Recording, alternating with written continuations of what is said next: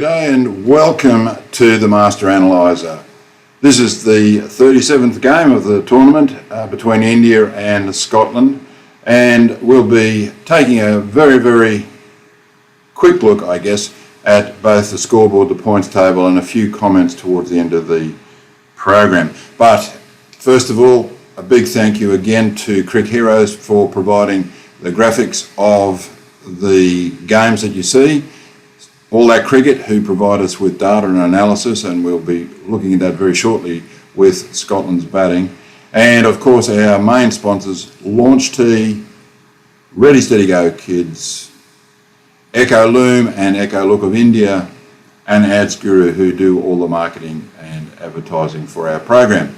So firstly, prior to doing the review of the game, let's have a quick look at Scotland's batting, because India have obviously got their game right back in order where they wanted to be at the start of the tournament, but now they're really humming. So for Scotland to compete in this particular game, they really needed to get their batting back to where it was pre-tournament, or at least pre-Super 12, and into the qualifying tournament where they were playing reasonably good, consistent cricket, and their batting was stronger. So let's have a look at All That Cricket's data on this to see where they'd like to be for this particular game.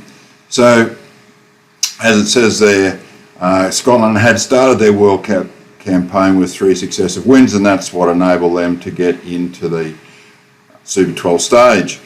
Now, looking at the batting phases, we see that, where I've highlighted here, in the preliminary rounds, in those power play overs, Scotland were averaging at least 30 runs in the power play. If we duck down now to where they sit in Super 12, having also played 3 games, 10.7, so 1/3. So they're really struggling to get a launch pad into their batting. If we look at the second phase of the game, and we see up here in the preliminary rounds, they were averaging roughly 24 in that phase. Again, that's dropped to 18. But if we look across the highlighted areas in dark for the preliminary rounds, and in that phase 7 to 10, we see that their runs per over was 6, their scoring rate, which is the number of balls that they can score from, so they're nearly scoring off 2 in every 3 balls, and they're actually very close to 60% of 1s, 2s or 3s. And in terms of overs faced, that they're able to only score 5 or less, that number hovers around that 60%, and they're able to score 40 the rest of the overs, 6 plus obviously. So when we duck down now into the Super 12, we see again scoring runs per over sits around the same, the scoring rate also sitting around the same, dropping a little. Where they have where they have dropped off a little bit is certainly getting that ball around the field and being able to rotate the strike.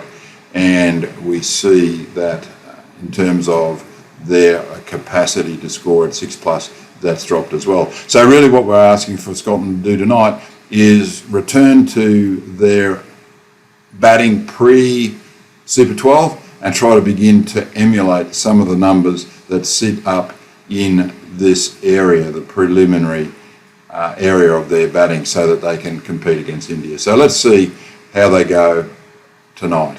Well, India won the toss and did the predictable, sent Scotland into bat so that they could chase a total and really chase down something that would help their net run rate. We were hoping for Scotland's batting to improve, or at least get back to where it was in the preliminary rounds, but unfortunately it went quite the opposite direction. In fact, it was a very similar result to Australia's match last evening, where India were able to bowl out Scotland for a very meagre total of 73.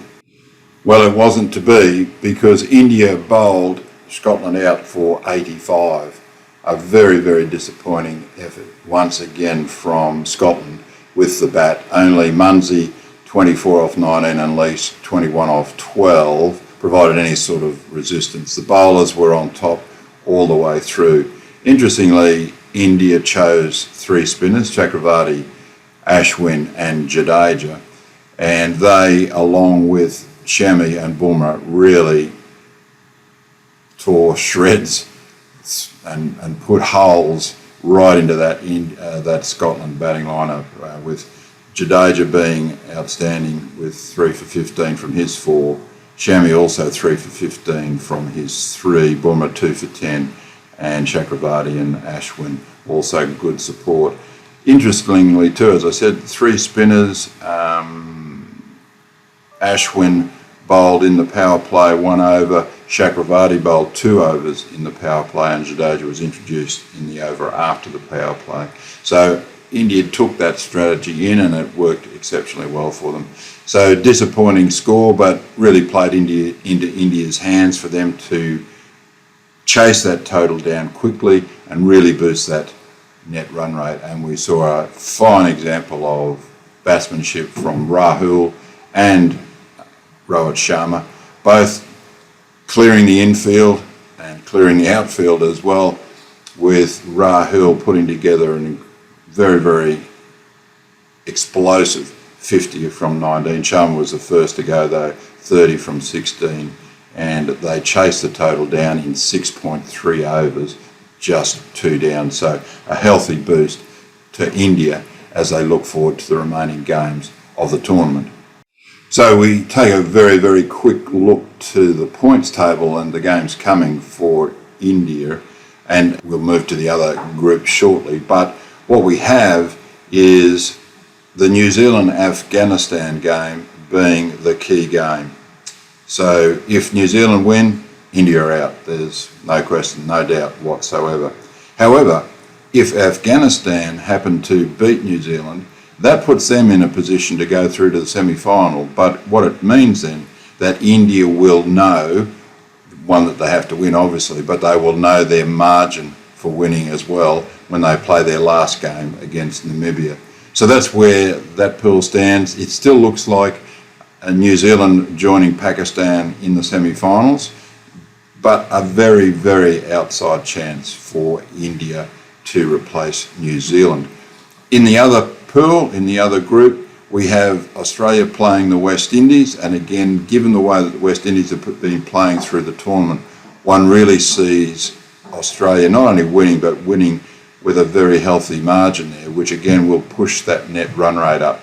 So South Africa then have England, and so again, like India, if Afghanistan were to beat New Zealand, like that, then South Africa know they have to beat England, but also they will know very, very clearly the margin with which they have to win by to get past Australia's net run rate. Now again, I'm favouring Australia here because I don't think South Africa have the tools and the skills and the players in their midst to overcome a very, very strong England side. And also, I guess there's a history of South Africa when it comes to the crunch in World Cup games, something happens in their dressing rooms which really impacts on the way that they end up playing the game. So I'm really looking to England to beat South Africa, which means in that pool it will be England and Australia going through to the semi-finals. And finally, a few comments to finish this session, and these are brought to you by Ready, Steady, Go Kids, that wonderful franchise business opportunity for Indian people who wish to provide great skill motor learning development for 1.5-year-olds to 6-year-olds to prepare them to go on to future schooling. It prepares them not only physically but mentally and emotionally to get themselves ready for that school environment. It's an Australian program, it's well researched, it's scientifically put together by physiotherapists and occupational therapists. So Ready, Steady, Go Kids is just a wonderful business opportunity for those who want to be involved. So hopefully you can look at the website and express some interest, and it will be followed up by the Ready, Steady, Go people of India. But 3 comments that I just want to make very briefly. First one is Rahul Dravid's appointment as head coach of India. I think a fantastic appointment for India. And given there is a little bit of change going on in the Indian makeup, for example, Kohli now stepping down from the captaincy of T20, and probably some other changes in terms of the way that they address the various formats of the game, Rahul Dravid will be exactly the right person to lead those changes and work closely with Kohli and the rest of the leadership team. A little bit like Justin Langer, but a very detailed, methodical, well-thought, experienced, worldly person to have at the helm of Indian cricket. A very, very good appointment. The second is, I think ICC need to very, very carefully think about and look at this T20 World Cup. There are a number of teams that are playing in the two pools who really shouldn't be there. They've qualified to get there, either by direct route or by qualifying tournaments, but really the standards that they have brought to the tournament have been less than what anybody would like. And so maybe there's consideration into the future, should a T20 World Cup hosted by the ICC be that of nation to nation, or should it be club to club? Should we have a World Club Championship replacing this particular format of T20 World Cup? Something for them, hopefully, and others to consider. And finally, the Yorkshire cricket debacle at the moment, which is quite topical, and I guess there's lots of things to unfold from the report, the independent report that's been done and will soon be released, and indeed all the other commentary around it.